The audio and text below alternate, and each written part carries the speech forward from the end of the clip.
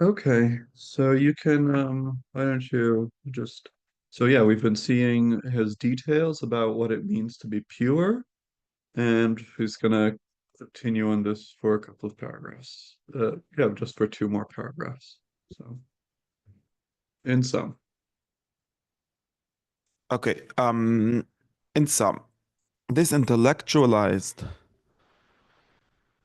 soul of the purified individual um, will be free, should be free from all these passions. So these, all of them. Yeah.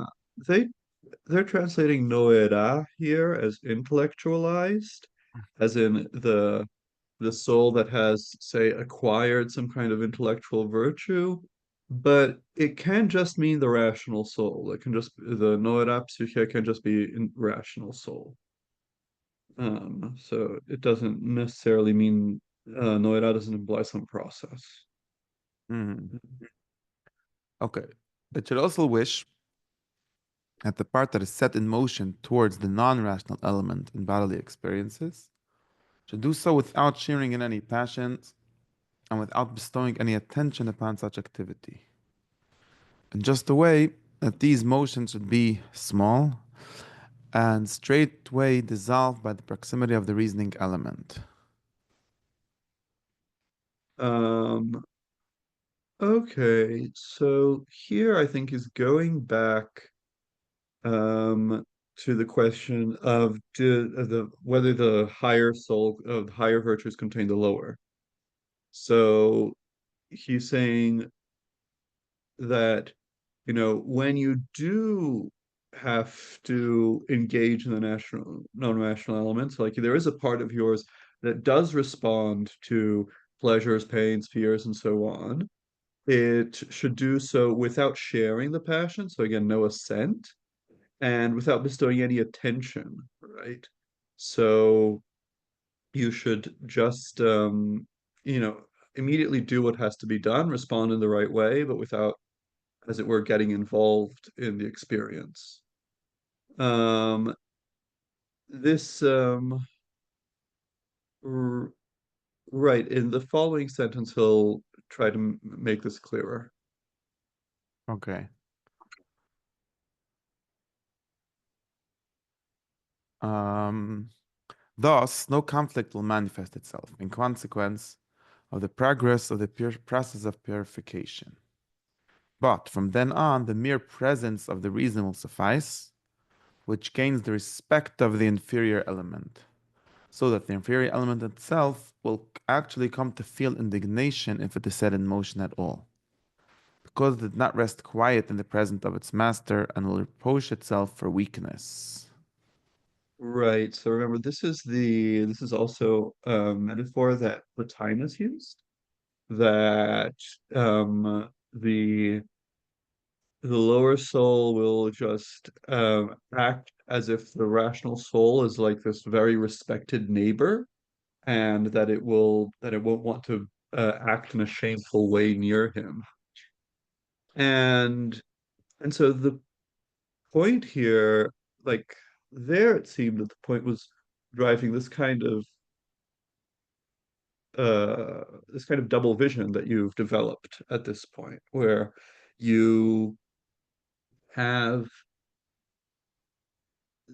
you no longer see the pains, desires, pleasures as if fears as something of your own, but you're, as it were, looking at it from the outside, and you see that it's following what reason commands it.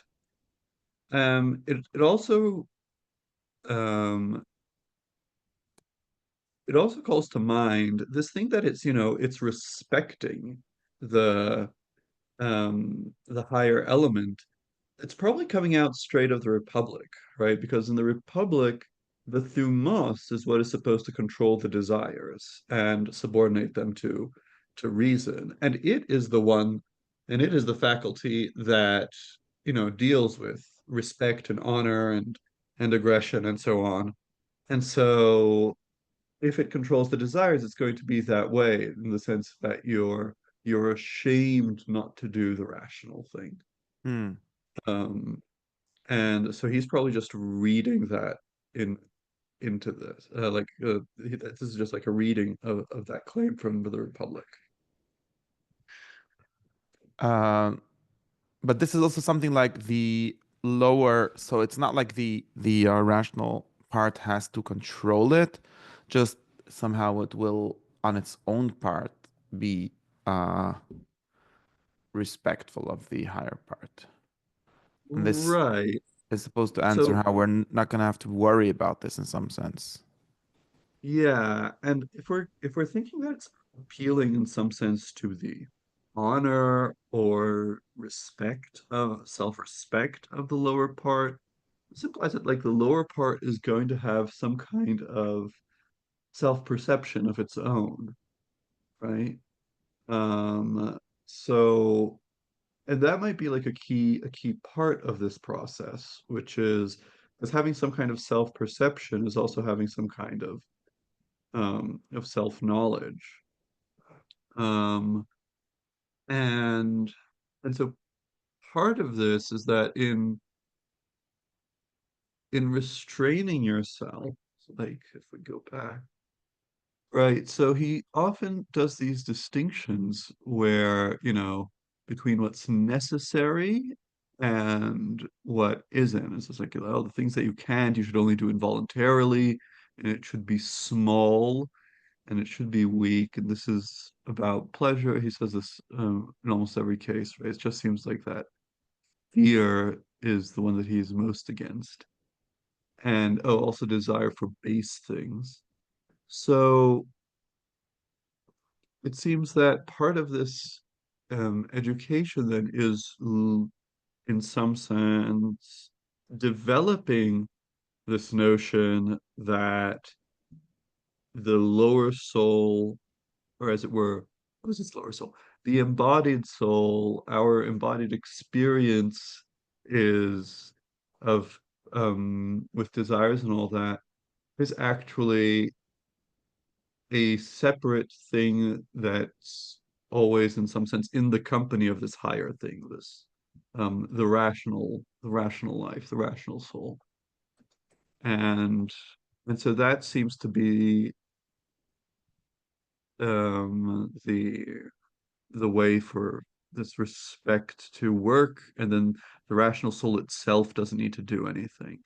This is also because he's thinking also this idea that's in Plato and also in Aristotle, that the proper way for reason to act on anything is through persuasion, right? And it's not through violence. And all these metaphors of, say, holding yourself, keeping yourself from doing things, denying yourself things, these are all violent metaphors. Um, Whereas the ideal state is that you shouldn't be doing violence to yourself, but rather you should be convincing yourself of this, of the rightness of the virtuous way to live. You should be convincing yourself, that you are an immortal soul. That's like the first step of purification. The foundation underpinning of purification to recognize that one is a soul bound down in an alien entity of quite a distinct nature, right?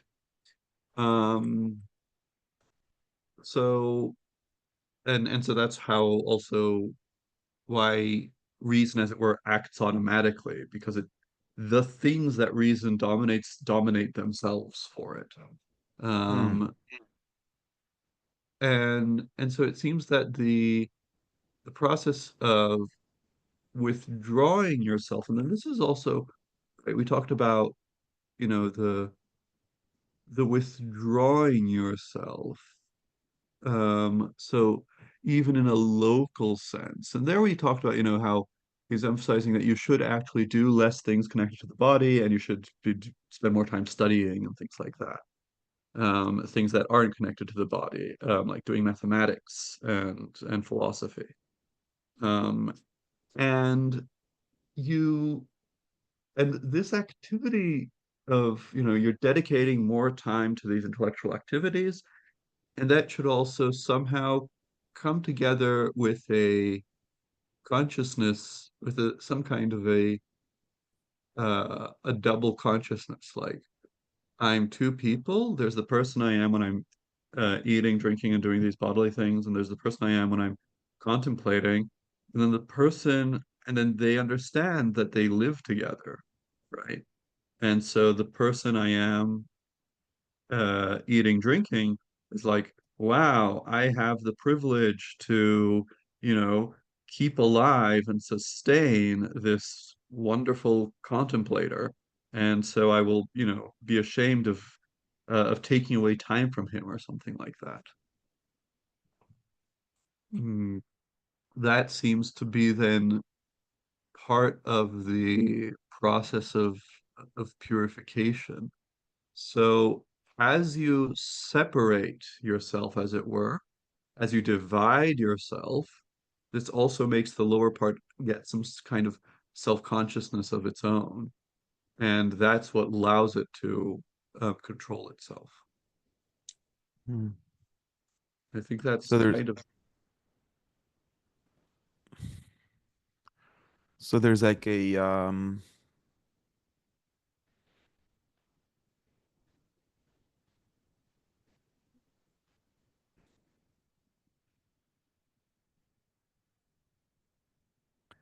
there's something similar to like all of the things that we discussed about self creating things or self establishing things, where the effects are the ones that do things because of some kind of attraction towards the cause or something like that. yeah, yeah, I guess it is similar to those things.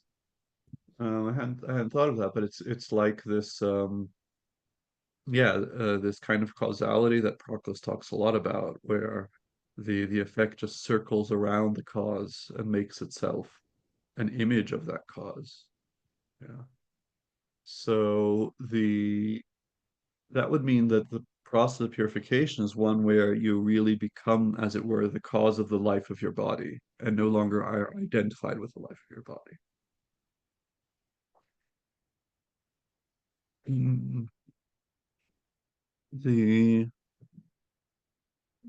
that would make sense. Hmm.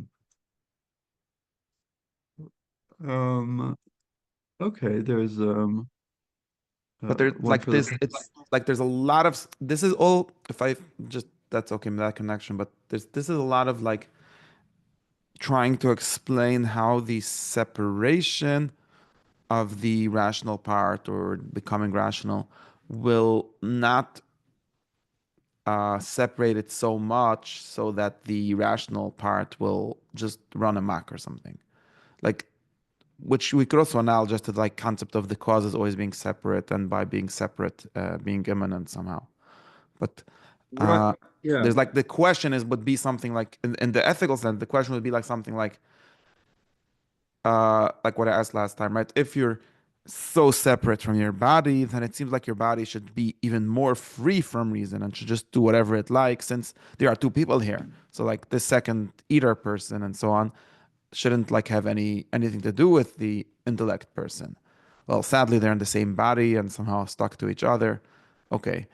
Uh, and now the answer is something like no, precisely because the intellect person has separated itself, so like given itself his own like place of honor.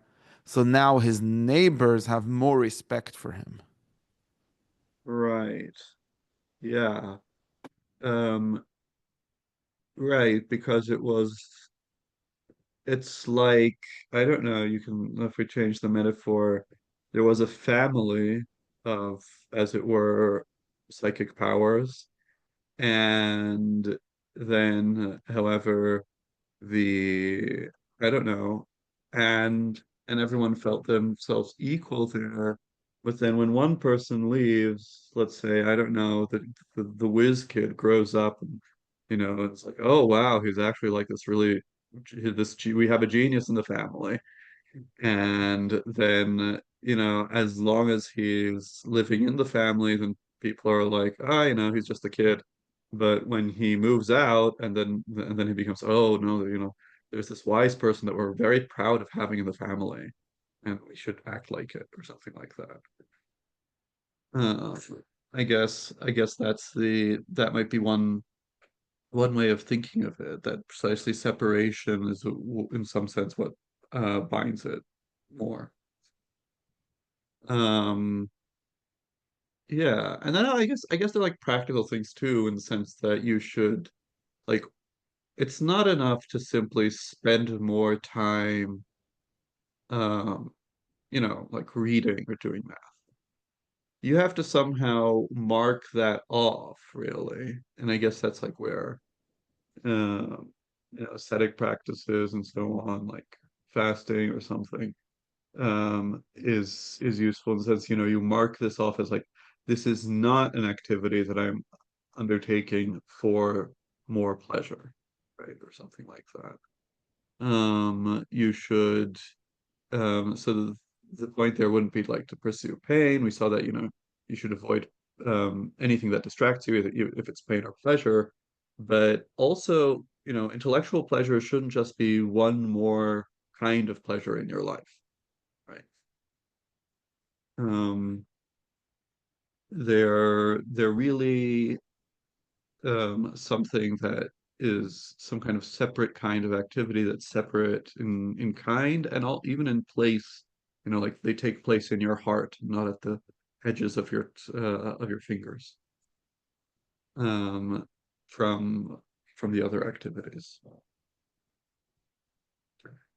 I Okay. guess this is I guess this might even go to the point of using different names, right? So, because like Porphyry's name was actually Malchus, and Porphyry was the nickname that he got.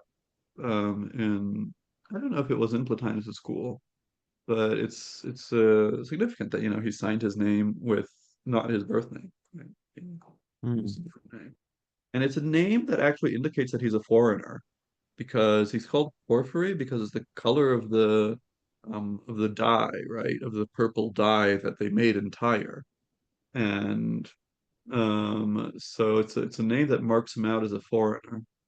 So that's interesting. Proclus is also a name that marks out, I mean, it was his given name, but it was also a name that marked him out as a foreigner because it means away from home.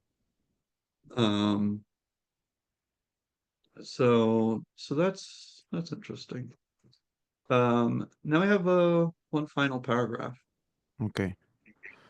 Um, these virtues then are still to be reckoned as instances of moderating the passions, although they've adopted a tendency towards freedom to passion. So, like this kind of virtue of the neighborly virtue, which is an interesting kind of thing, um, is still a moderation. I mean, I guess because we're speaking of the virtue of the passions, but that's a tendency towards freedom of the passion, freedom from freedom, like entire separation from passion. Right. And uh that entire separation, that would be, full purification. Right. Yeah.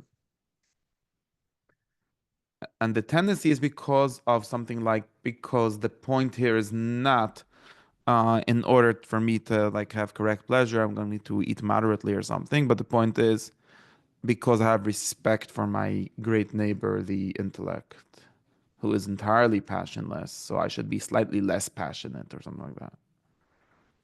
E- Exactly. And also I think it's also because of all the things where he says, since we're in bodies and we're still living this life, you won't be able to purify yourself completely. That kind of thing. Um, and also the question, I mean, in these final paragraphs on purifying, is really he's trying to portray purifying virtue as something that's obtainable in this life. And so he wants to also show that there's like a continuity with the political virtue, with the moderating the passions. Hmm. But yeah, you're right. It's moderating the passions for a different reason now, and in a different way.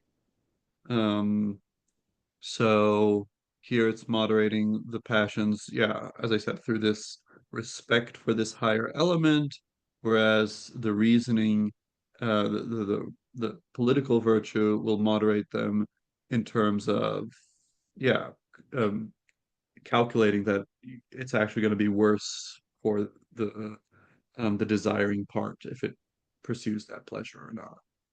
Mm-hmm. Yeah. Right. There might be like different activities related to that goal. Like Yeah. So, so for instance, the it's presumable.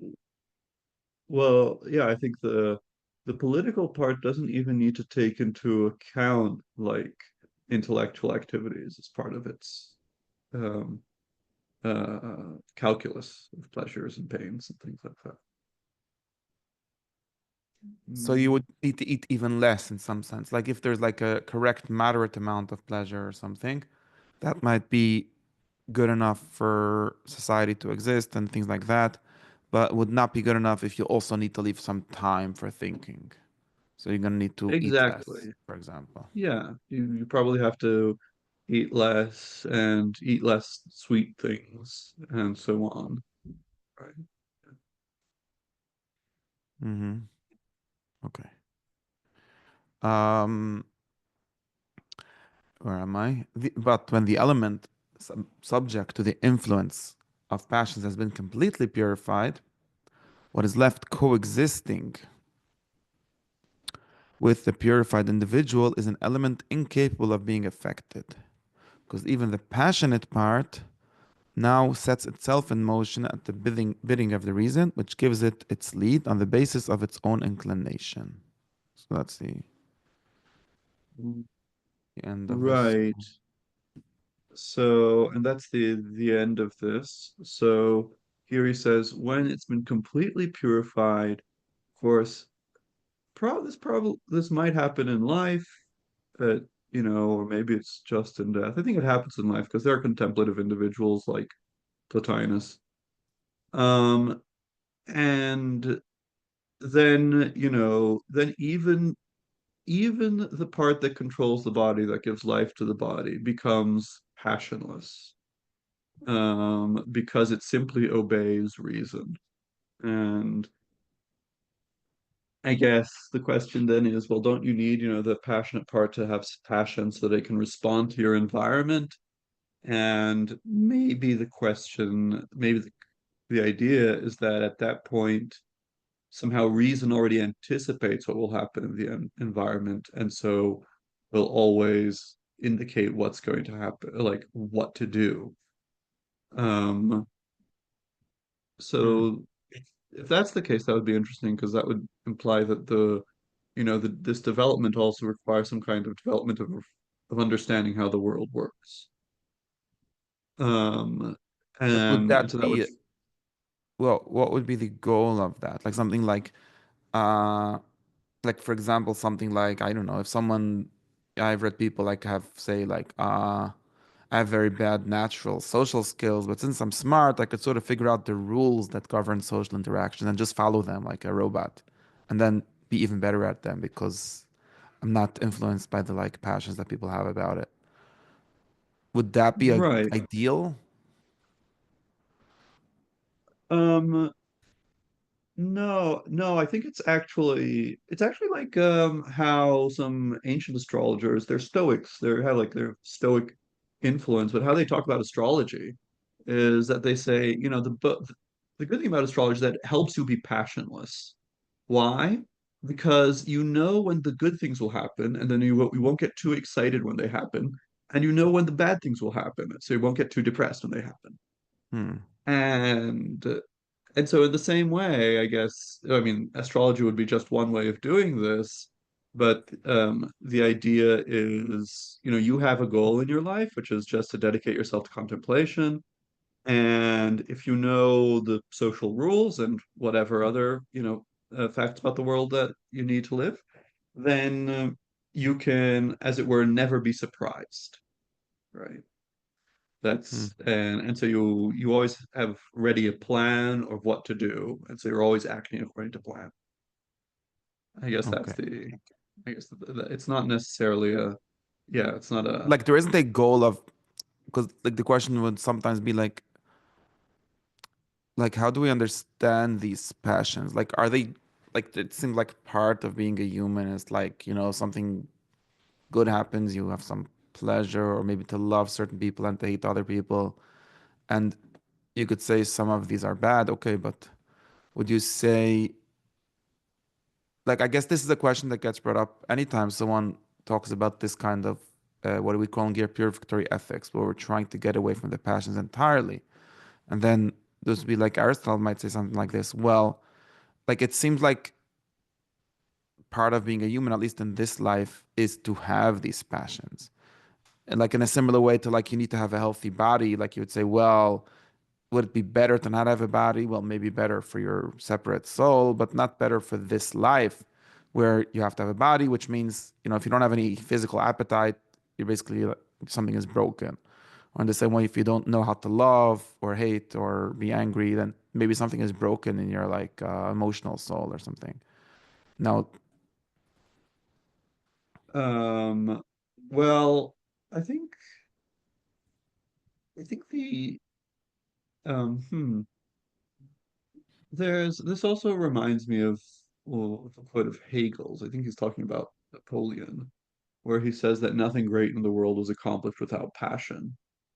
And it, and there's the idea here, right? We saw like the question, like already you have to have measured or controlled passions, because the idea is that when you act according to passion, you are actually, it's not the soul that's acting, it's the body that's acting. It's rather not even the body that's acting, right? Because the body is, as it were, just part of this flow, right? Something acted on the body and then you react, right? So you're not the real agent there.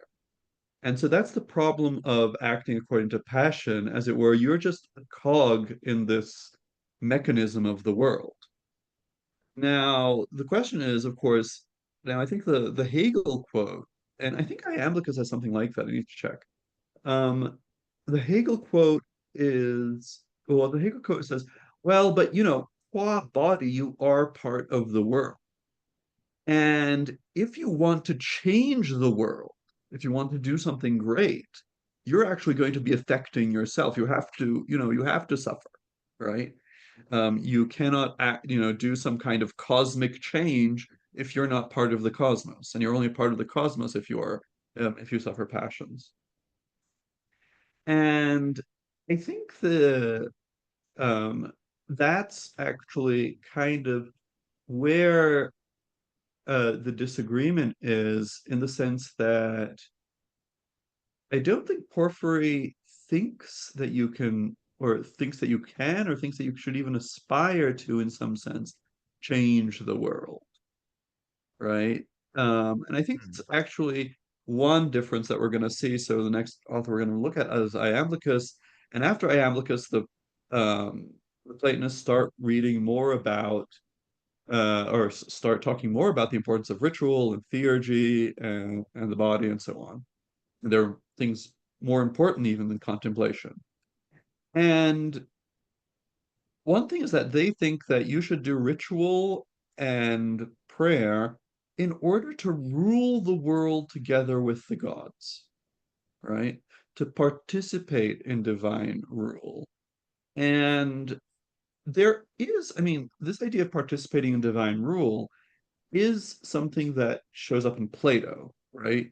So he says that in the Phaedrus, right? In the Phaedrus, the soul, governs the world as long as it's out, like when it's in the heavens.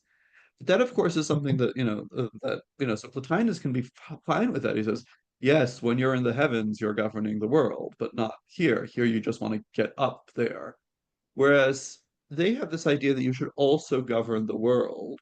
And this is, of course, connected with, as it were, political virtue. Right? So a reason why, for instance, Hegel or Aristotle would say, no, you should have passions, it's because you should do politics, right? You should be part of this bigger organism, which is the city or the state. Um, and and so the Porphyry or Plotinus would say, no, like you here at least, like the only governing function that you should concern yourself with is of the cosmic city, and the only people who are governing things are the people in the heavens. So you should, while as long as you're here, you should just try to leave your, uh, you know, Hmm. leave your body and such. So I think there's that. And like the accusation, you're a bad human being, I think they say we're not human beings. This is what the Alcibiades teaches us. We're souls in bodies.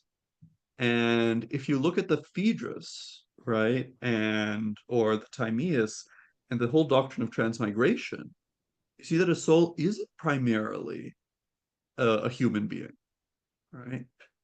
And that's actually like part of the thing about the life of Plotinus. I don't think the life of Plotinus, and also not the life of Proclus later, they don't portray these philosophers as if they were great human beings. They're Hmm. portraying them as people who are beyond human beings, right? And so if you want to be a human being, they're not your model, right? So like the life of Proclus quite clearly, we'll see this later in the text. It says that Proclus has a death wish, right? It comes up like three times in the text, and he basically works himself to death. And the life of the Times has all these things about how his daimon is actually a god and stuff like that. So I think these are not portraying these sages as human beings. So that's Hmm. the uh also like how they'd answer the charge, you're not being a good human being or something like that. So so yeah, let me just get back to the text, see if Okay. there are things that we left out. Right, so we talked about how this is moderating and how later even the passionate part will be um things. So that concludes Porphyry for us. Okay, give me I one mean, second. Just sure. going right back, okay? Second.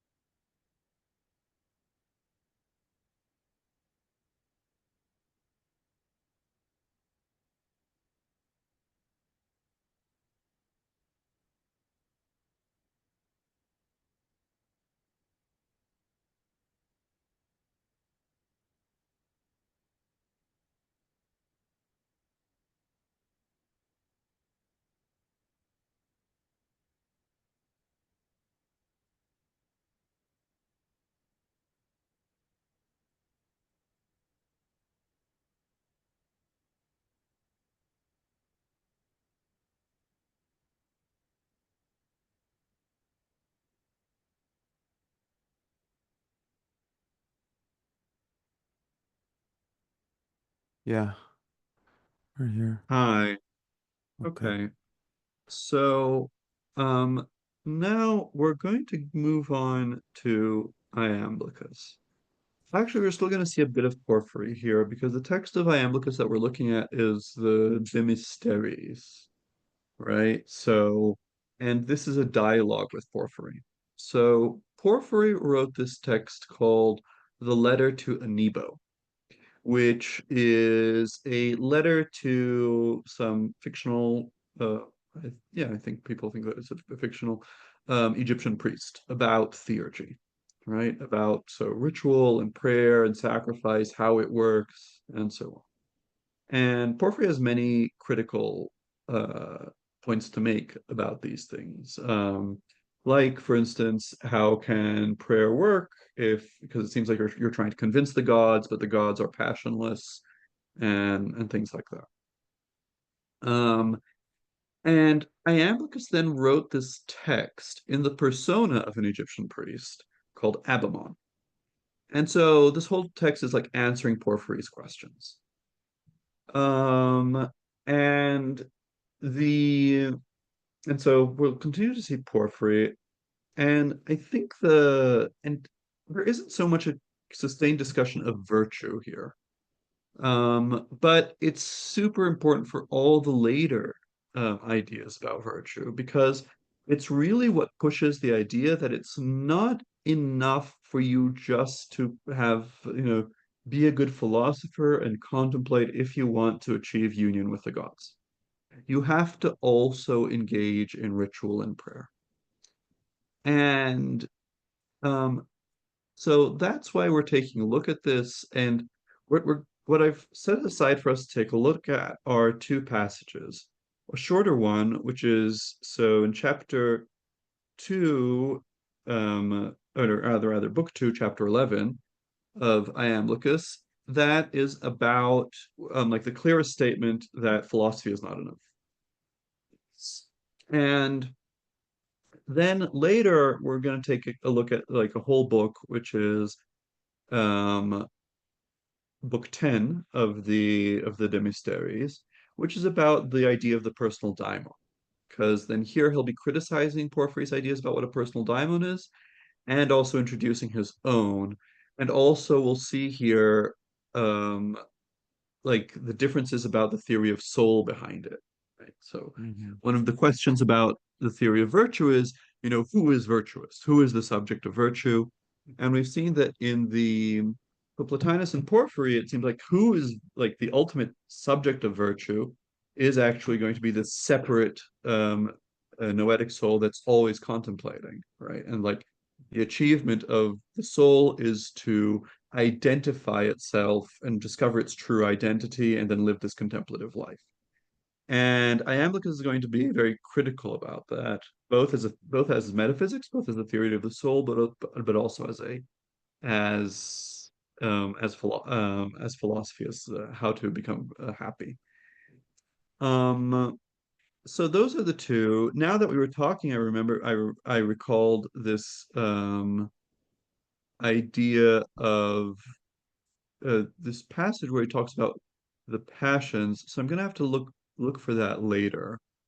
Um, and but we'll and so I might bring that. But I sent you the PDF, right? You have it there? Yeah. Okay, so why don't we start reading? So here, yeah, on the first page of the PDF, there where it says 11. So you can Okay. start reading from your next remarks. Okay. Your next remarks, in which you express the view that ignorance and deception about these matters contribute. So, who is writing here? Is this Iamblichus So writing to? this is Iamblichus addressing Porphyry, Okay. and these matters, they're about like Porphyry was concerned about the idea that, the gods appear and they appear in deceptive forms and so on. And Iamblichus was providing some answers to that, answers that we saw like in Proclus, like, no, the gods always produce truth. It's we that interpret them bad, or sometimes they'll deceive us, but then it's because we deserve to be deceived, something like that. And these kinds, and also you shouldn't confuse the lower, like there are these lower daimons that produce indeed deceptive images, but they're not divine at all. And the ritual expert will know how to distinguish these things. So he's been uh, giving this kind of talking about this kind of thing. Okay. And Porphyry was saying that this contributes to impiety and impurity, um, and in which you exhort us towards true traditional teaching. Admit of no dispute, but may be agreed on alike by all. 4. Who would not agree that knowledge which alights upon being is most appropriate to the gods? Whereas ignorance which declines towards non being falls very far from the divine cause of true forms. Right. So here probably Porphyry was at arguing like, these apparitions of the gods, not always reliable, and so on.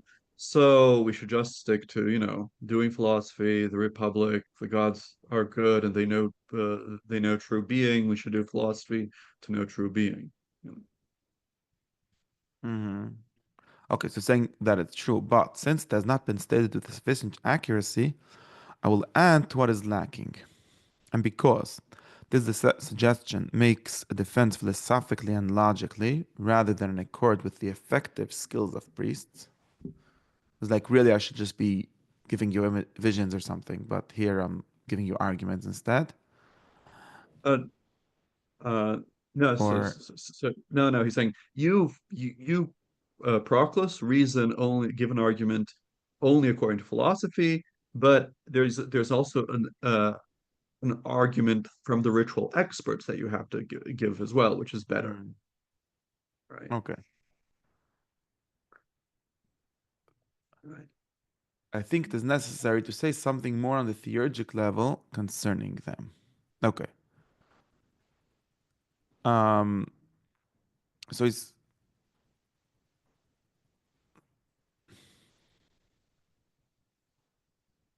okay. I'm going to give you what the priests say to add to what you said.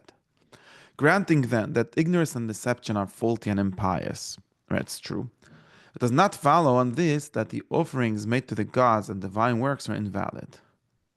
For it is not pure thought that unites theurgists to the gods. Indeed, what then would hinder those who are theoretical philosophers from enjoying a theurgic union with the gods? It seems that they should, but the situation is not so. It is the accompaniment of acts not to be divulged and beyond all conception, and the power of the unutterable symbols understood solely by the gods which establishes theurgic union. Okay, let's stop here. So we agree that, ignorance and deception do not cannot constitute, say, a link to the gods. So if you believe in fake revelations and so on, that's just driving you away from the gods. So that's bad. We all agree with that.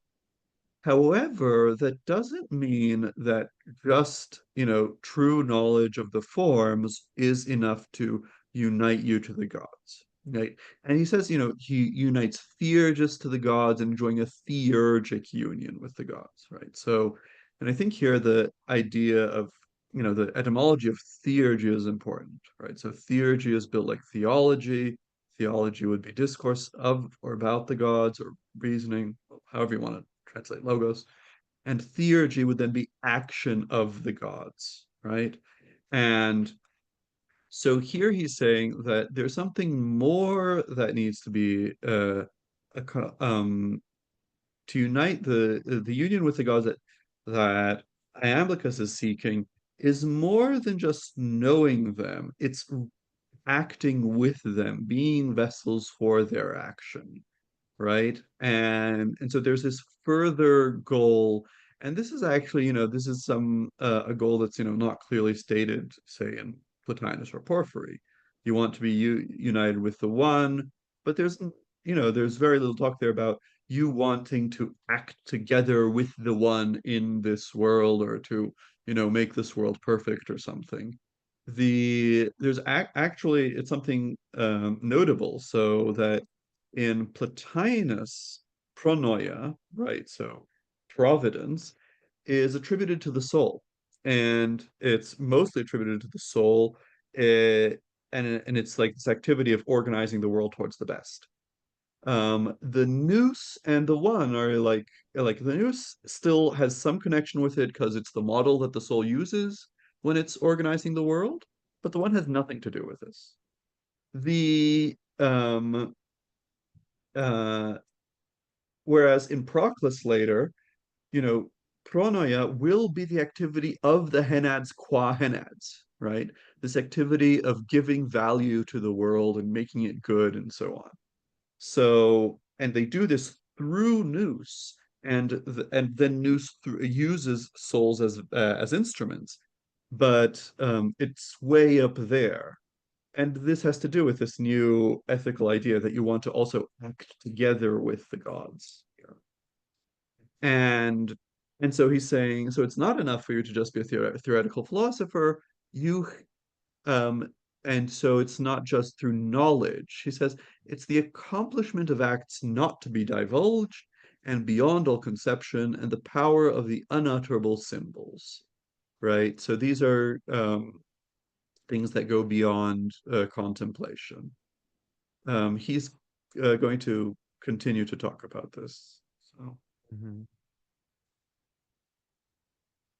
Okay. Um, hence,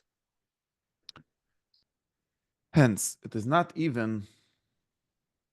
no, it's a heads above. Hence, we do not. I'm Hence, lost we do not. here.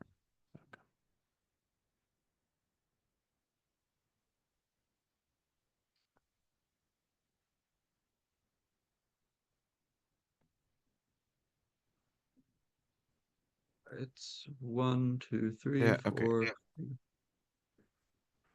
Just have to go back here. Okay. But the situation is not so.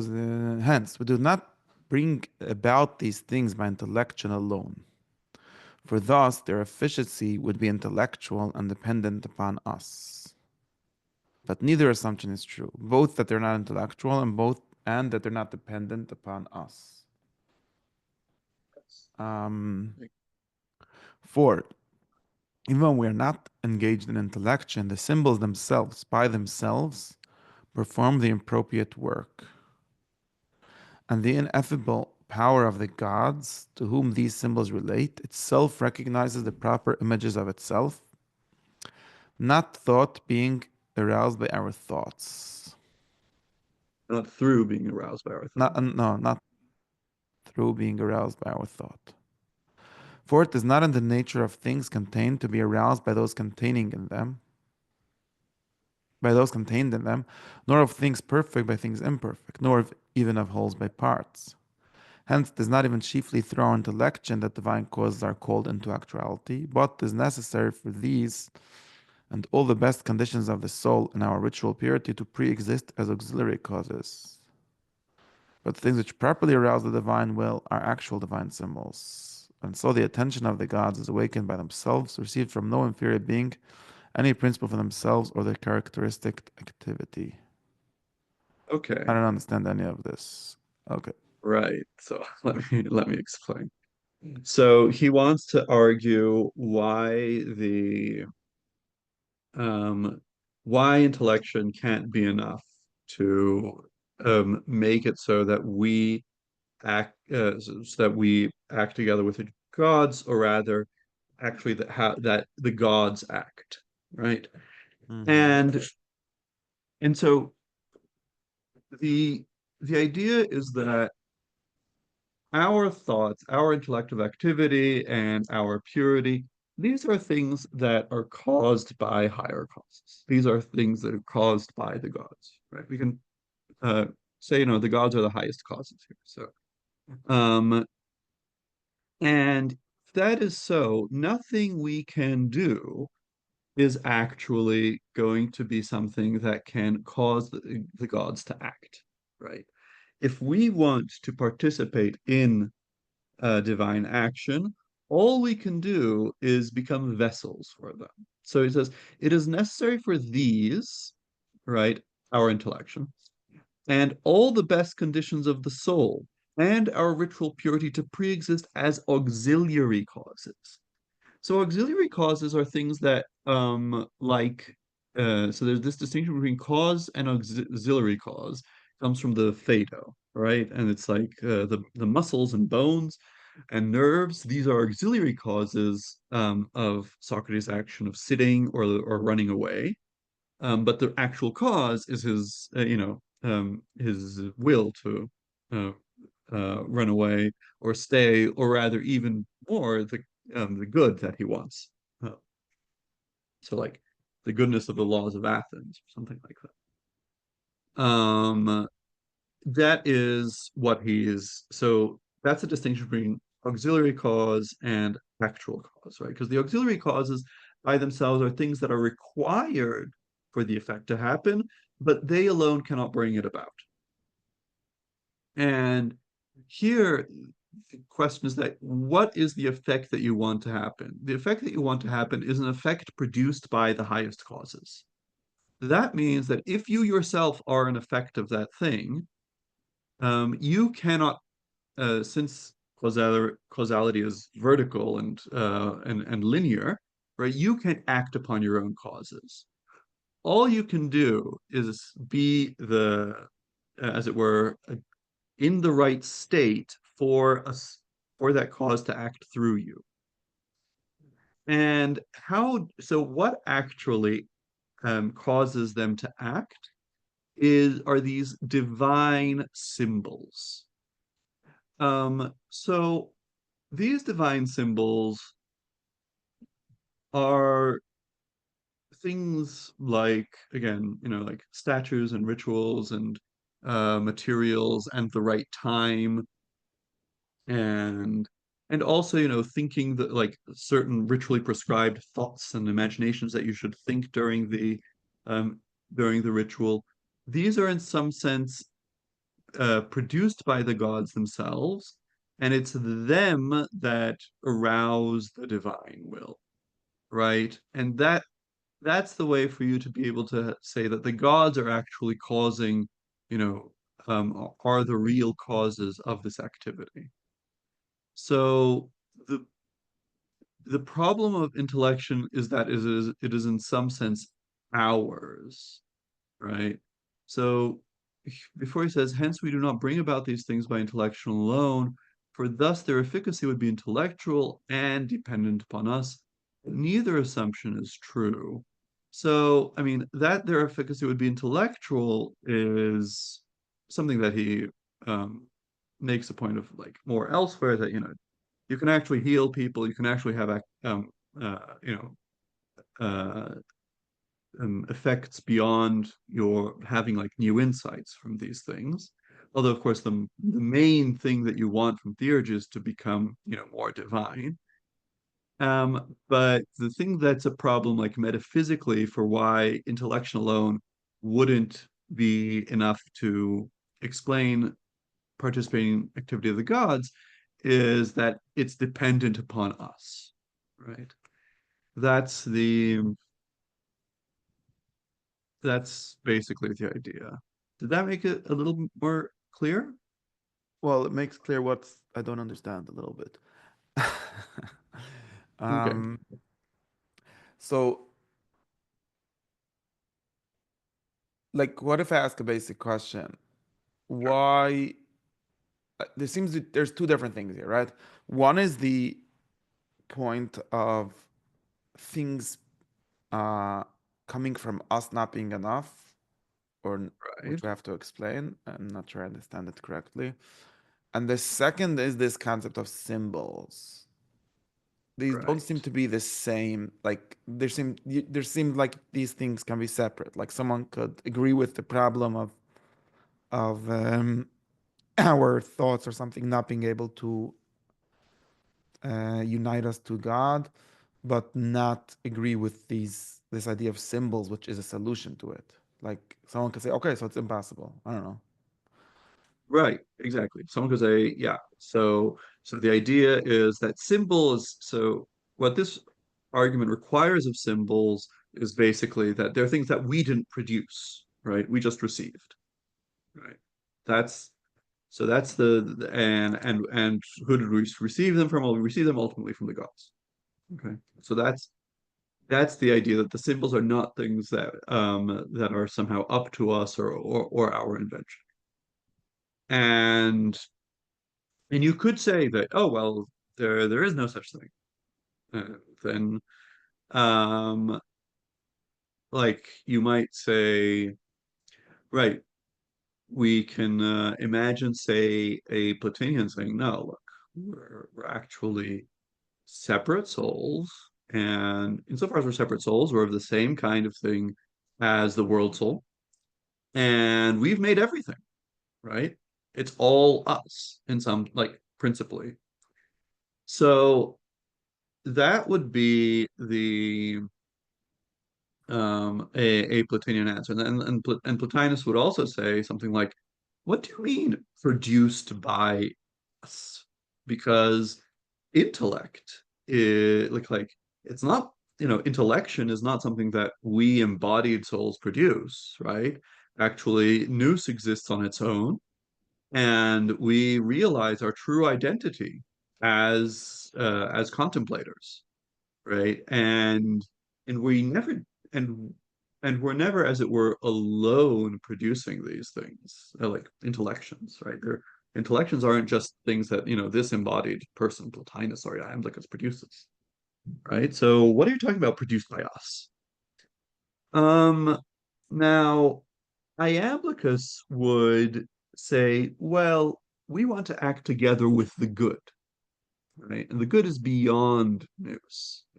And so we want to act together with the good and the things made by the good. Now, the good has a further reach than nous, right? It produces even matter. And here there is the question um, of the status of matter. So, like Plotinus, in one treatise at least, he calls matter evil, and whereas for Iamblichus, and this is why Iamblichus has this idea that that the that the good produces even matter. I think it's not as formalized as you get it in Proclus. In Proclus, it's clear he has that theorem in the Elements that the higher the cause, the more things it causes, so the highest thing produces everything. Iamblichus has this passage in the Timaeus commentary, I think, where he compares the action of causes with different pitches. And so he says, like, the higher the cause, the higher the pitch, and so the more the sound, that is its effect, penetrates down. And and so he's going to say, like, in matter, right? And so the symbols are going to be things like, stones and roosters and animals and things like that. In matter, there are some things that were like directly produced by the gods. And they give us the possibility of doing something that's beyond nous. So the Plotinian move of saying, hey, it's not us human beings, and so it's us nous. Well, he says, uh, well, that still isn't, that's still below the good, which is the level of the gods, and so that's not enough. And yeah, it is a contingent fact that there are these religious traditions that tell us this is a symbol of that god, this is a symbol of that god. But I think Iamblichus thinks, it's just an empirical fact that we've hit upon these traditions and that they've been revealed to us. And why can't someone say, I mean, thought or news or anything like that is not, why isn't that a symbol? Like, Yeah. Um, why isn't that a symbol? So this gets into the question of um, right, what are the symbols? So of course, like in the literature and also in the examples that are given by the Neoplatonists, the the symbols are most clearly like these random material things that show up in religion, but these random contingent things that you could never deduce.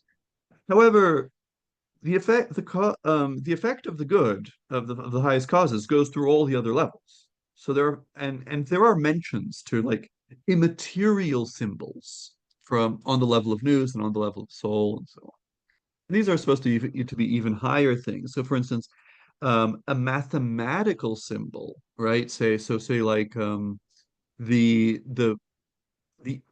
form, like the in which the circles of the same and the circles of the other are organized, right? This is a symbol of the world soul, right, and of the goddess that's associated with it. And that's supposed to be a higher kind of symbol than, for instance, a rooster, because it's something more immaterial.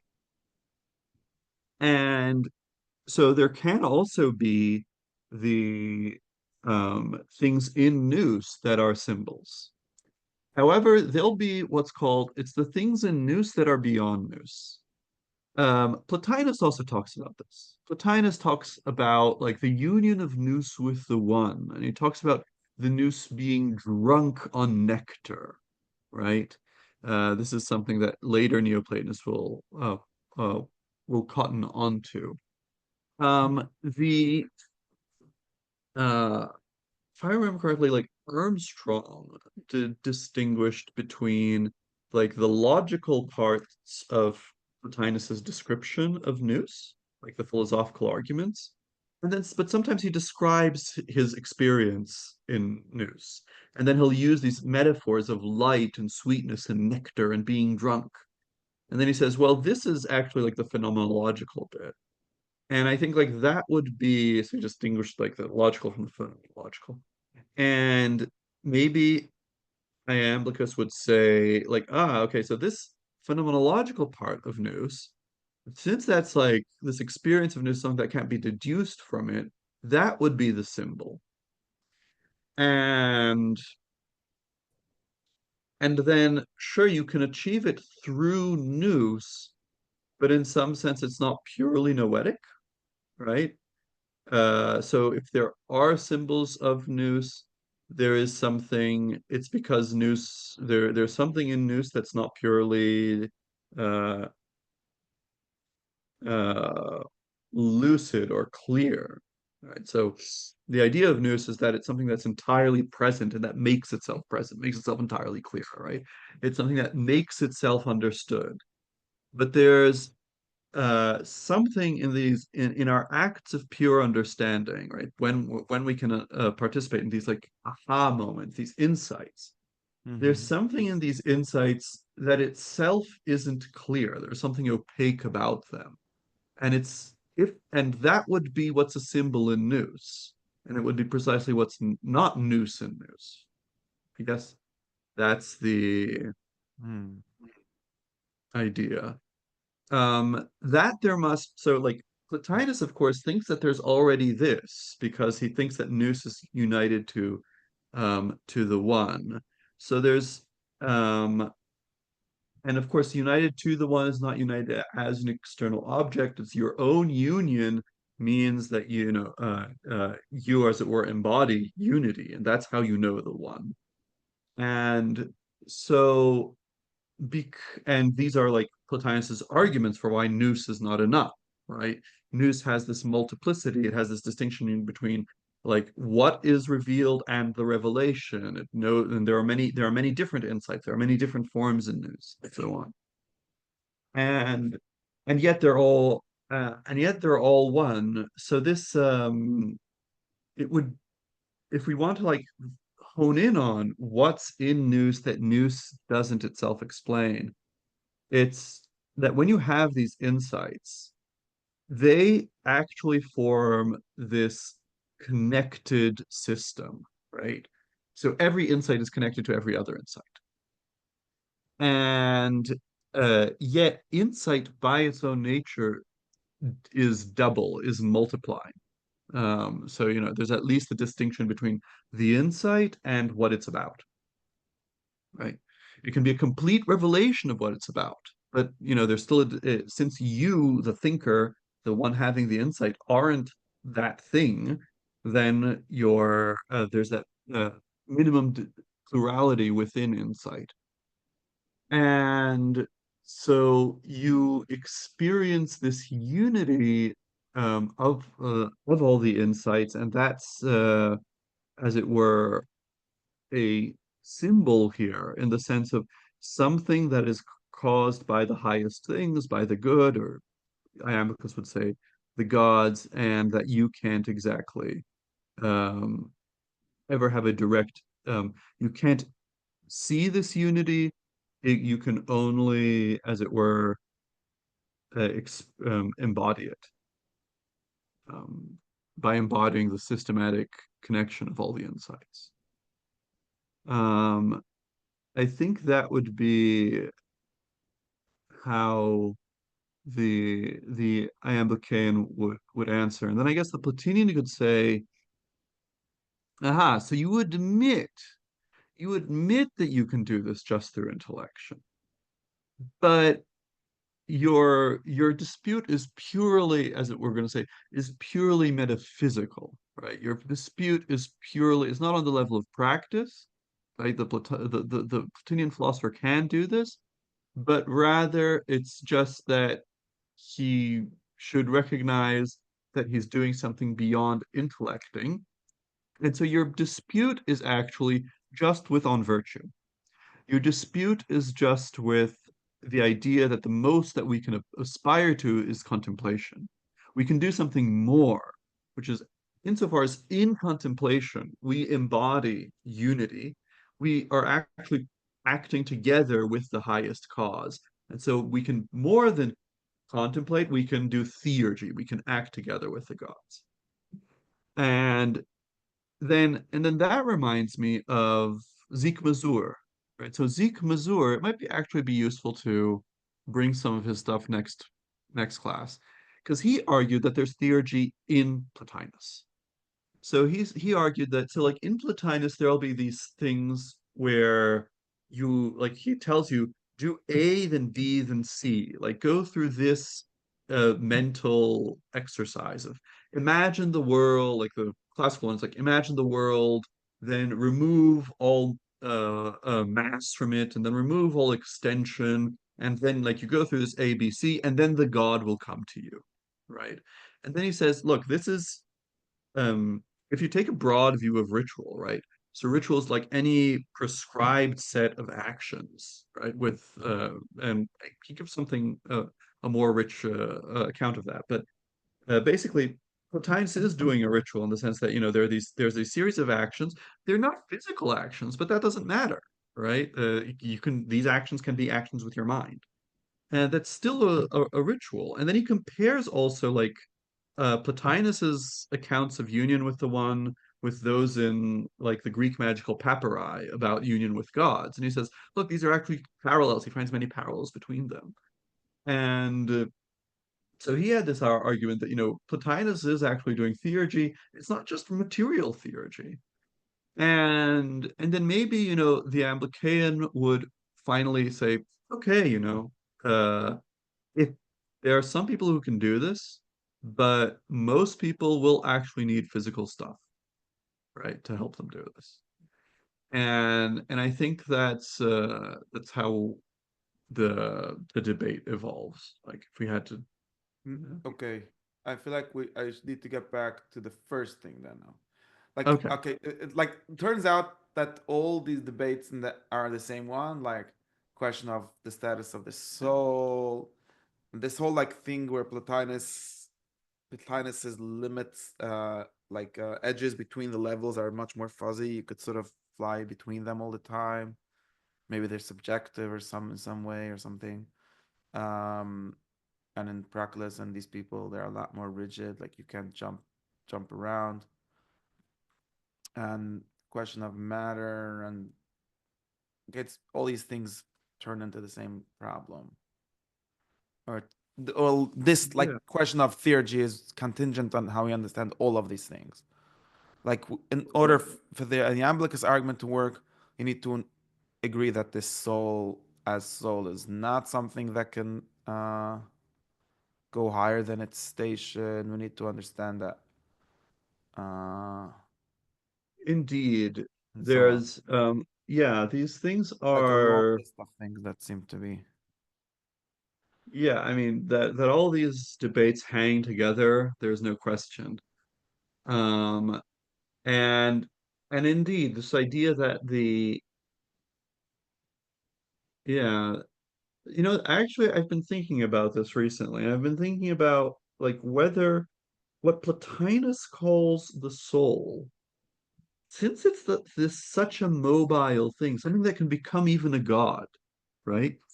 As he says, and Porphyry is not clear. He says father of the gods too. Um, since you can do that, um, does it actually correspond to something like in Proclus, which would be actually some whole, I don't know, divine series, right? It's like a whole series of elements that in like that in Proclus are a whole series of things, but in Plotinus it's just a soul.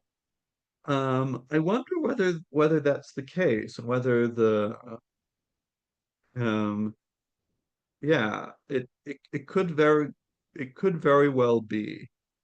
Um so it, it that these things so like the basically it's the same worldview, but in some sense, uh, when Iamblichus analyzes it more, and other people, analyze it more and try to have a more systematic knowledge of it.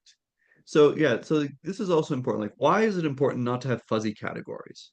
It's important not to have fuzzy categories so that you can do things like the elements of theology, right? So that you can do things and say, for instance, every soul is self-changing, right? And that's a true thing, right? And then whereas if soul is fuzzy and sometimes it means news, then that's not going to be true, right? So the and it's true that starting with Iamblichus, although Iamblichus doesn't have anything like the elements, there is this Pythagoras becomes like this big model, right? And for them, and and so there's this idea of trying to develop a universal science of theology, of metaphysics, that means that you want to somehow know these things not through insight. Remember, Plotinus's seems never to have wanted even to produce something like the elements. Porphyry says something like he did not burden his listeners um, with his arguments. So Plotinus was a wise person in the sense that he could answer any question, right? Any challenge, right? And that was the sense in which he knew being, right? Not the sense that he produced this.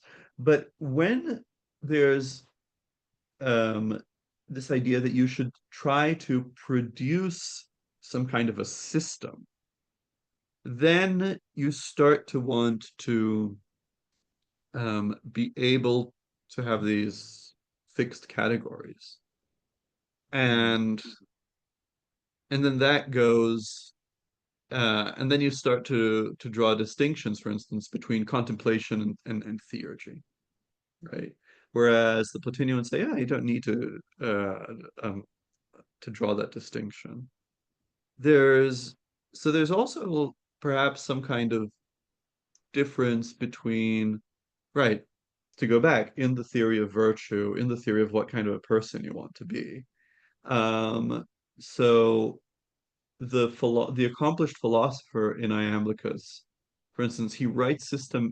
Iamblichus is the one who establishes the curriculum of Platonic works, right? That series of 10 dialogues that you read, and then you read the Timaeus for all the physical stuff and the Parmenides for all the theological stuff. So that's the he establishes this, and he establishes, for instance, the idea that then you do commentaries on the dialogues, and each dialogue has one target, and you interpret the whole dialogue in terms of that target. We don't have any extant commentaries of Iamblichus, but Proclus, for instance, quotes a lot. So that's why we have these things. Um, now, so there's this new view of what the philosopher is as someone who knows and who can teach, right? Not just who can answer the questions, but who can teach you how, like, what reality is like. So he gives you all the propositions and all the arguments, right?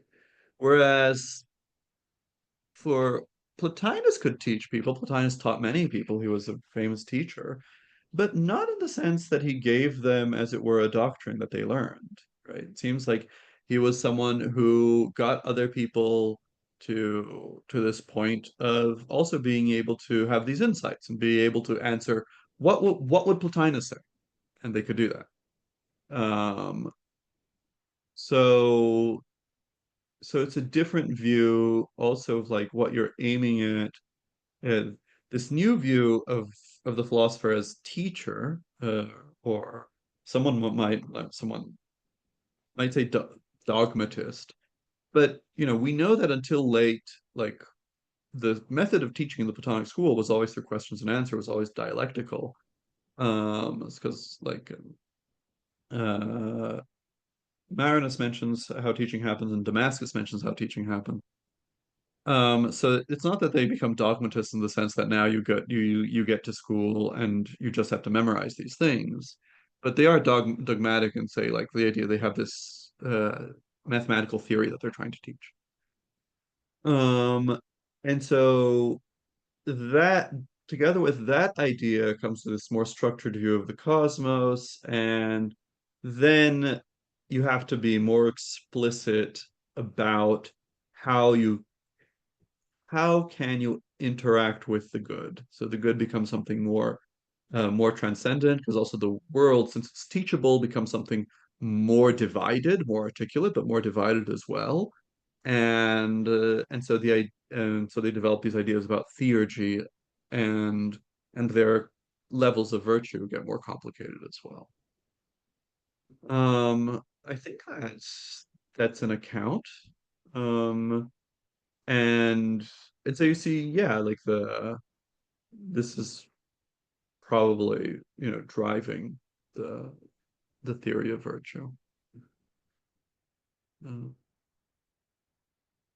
Okay. okay. I think the first thing now I still didn't understand. Okay. Like this thing where what is the how did he say it? Um, and then we'll have to talk more about these symbols as doing something because it would seem like a symbol is like precisely something that does nothing.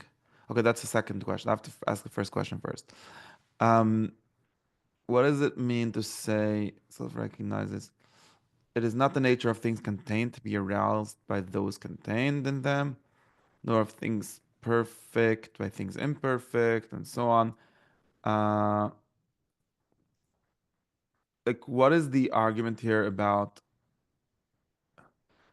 So how they start? the It cannot be by intellect, uh, or by things that begin with us, dependent on us. And the problem with things dependent on us is that we are lower in these all kinds of ways, less perfect than these higher things, and therefore it cannot something. I'm like not. Right. So let's take this. So there's this idea that the cause, first of all, that it contains its effect. It is more perfect than its effect, and it is a whole with regard to its effect, right? Um, and so we can understand this in the idea that, the cause has in it some causal power that is, as it were, anticipates what the effect is. The effect always remains in its cause. It's a different way of putting it. But it doesn't just have that effect. What it produces is always, as it were, a whole totality of which the effect is just one small part. And that the effect on its own is imperfect because it's incomplete because it only exists and acts within this totality produced by the cause. So I don't know, nous produces soul, but it actually produces the whole world, right? It produces soul and also the bodies that soul acts on. And so soul is contained in intellect. It is imperfect with regard compared to intellect, and it is a part compared to intellect. And so nothing that the soul can do, this intellect can't, right? Um, and so the intellect will always have the initiative in whatever soul does. So applying that to the argument here about our intellection and the gods, so our intellection and our being is all entirely due to the gods, so nothing we can do can cause them to act.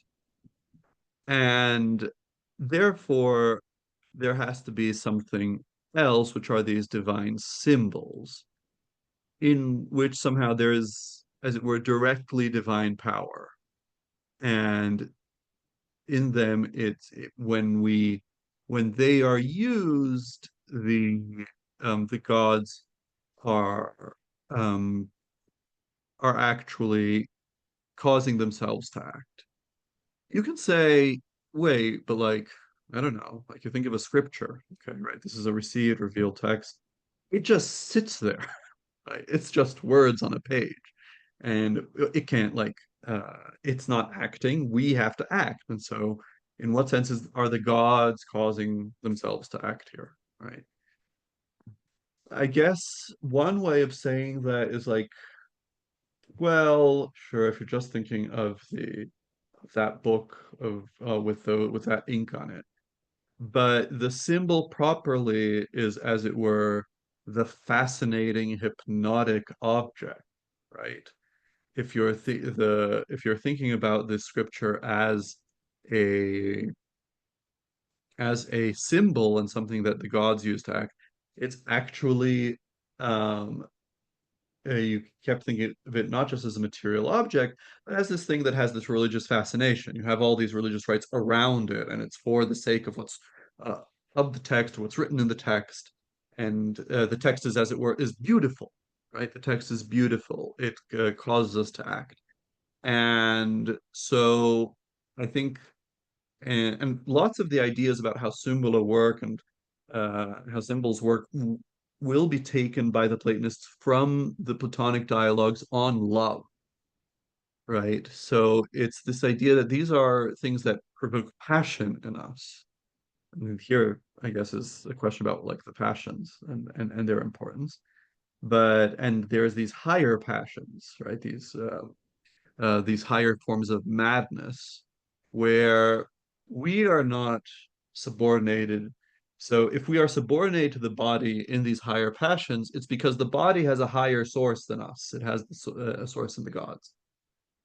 So it connects back with your other thing and with your other question about passionlessness. And uh, and so that's the and in that way, something can like there can be bodies that through their when we use them, we're actually being used by them. And actually we're not being used by them because, as souls we can never be used by a body. We're being used by their authors, the gods. Right. And so to connect this back with your question, like an Aristotelian could say, you're not being a good human being by separating yourself from the body and desiring to be passionless. The Amblican would say, by cutting yourself off from all kinds of mania, you're actually you're limiting yourself to just the intellectual and level and not letting yourself being possessed by the gods. Um, to which as I said, the Platonists have this answer. No, like we also have the good mania, we have the drunken noose, and so on. And then it ends up being, yeah, it seems like the question is it's a matter of different ethical ideals and so on. This was complicated. Okay, Like, I still don't like. It still seems like it's just like in every this like basic account of causes and effects like still have the we always have the cause act mostly and the effects being like auxiliary causes or some kind of enabling causes and so on. And I'm not sure why suddenly we got stuck on this intellection being a problem for that. Like, okay, so my like why is even before the question of there being like symbols in intellect, why would intellecting be me doing it? I mean, it's not me doing it, which is the good thing about it. Like it's me somehow allowing myself to be the subject of the knowledge or something like that. right. So, well, first of all, you want to act together with something that's higher than intellect. So that's one thing.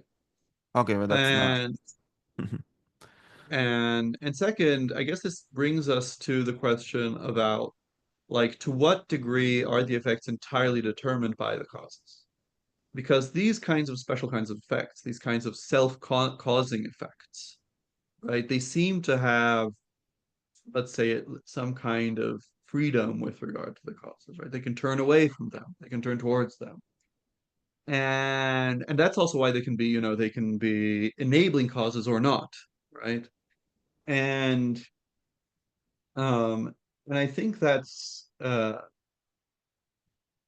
that might be part of it. So the question is, how do you become an enabling cause, not just for intellect to eliminate you, but also for the good to act through you? Right. So there would be a problem of there'd be a problem like someone would say, a human being, since always, as a human at least, has choice to be a bad human being, which means to be turned away from his cause, like we did before in Porphyry, and therefore cannot be a conduit, for example, to the divine because you have some at least bad optionality in you. But a holy rock can't decide not to be a holy rock, so he's better than you. Um, I think there might be something in that direction. Um, I think, yeah.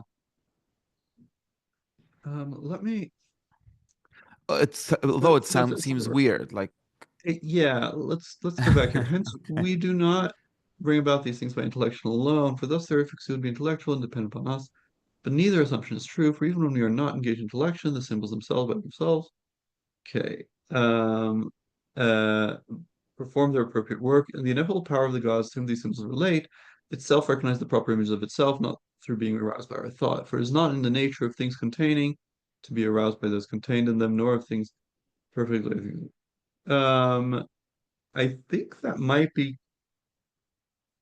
it might be precisely uh that this idea that yeah, I think you're cutting on something that's uh there the holy rock, so to speak, can be a more direct presence of the god than we can. But you could say, well, there's the holy person. Why can't there be a holy person?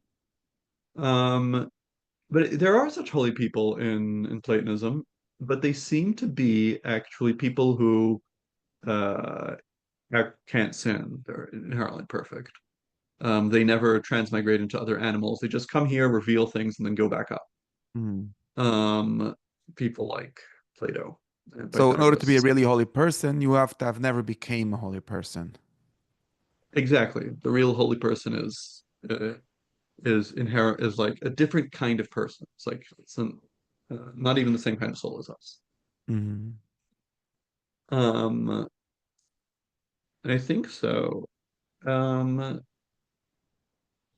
so there's that, but there's also some kind of yeah. I'm gonna have to think more, but I think we've raised like the many questions that we'll have to investigate in Iamblichus in the next few sessions. Okay. Okay. Okay. Well, I'll see you next week then. Yeah. Okay. It's already gonna be another month, so I'll send you the bill. Yeah. Next Okay. week. The Should first. be. Let me see. Yeah, I think so. Yeah. Okay. I think. Good. Have a good one then.